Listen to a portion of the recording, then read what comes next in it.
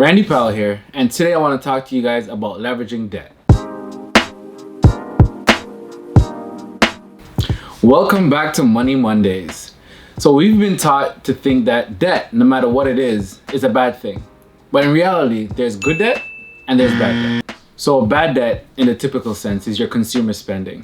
You rack up credit cards from shopping, travel, eating out, going out on the weekends, that kind of thing, right? And you're working tirelessly just to pay that off. That is the definition of a bad debt. So good debt, on the other hand, is money that you've spent that's gonna bring you back a better return than the actual cost of carrying the debt itself. The most common case of good debt that we have is the equity in your home.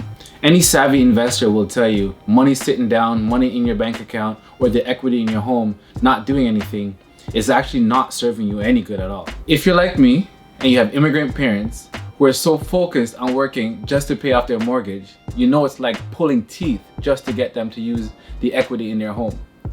You'd probably go to your mom and say, "Hey mom, can we use the equity in your home to buy the second property?" And they'll say something like, "No, I just want to pay down my mortgage." But in reality, if she was to use the equity from her first home and invest it into a second property and rent it out, she would have the mortgage being paid down on both properties while both equity is growing at the same time.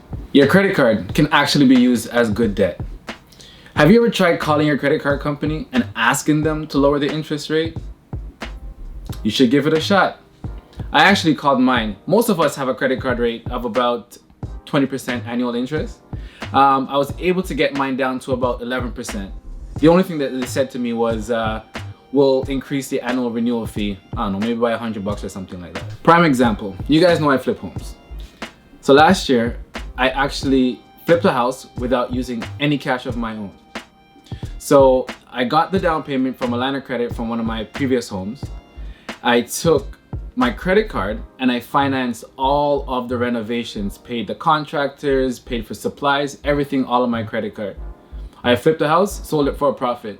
So then simple, I just took my profits, paid off my credit card, paid back my line of credit, and the extra I just put in my bank account. Now I still have those debts that I can still use and repeat the process all over again. See, debt is not always a bad thing. It's just about how you use it. So let that simmer until next Monday, where I'll give you more tips on how to think like an investor.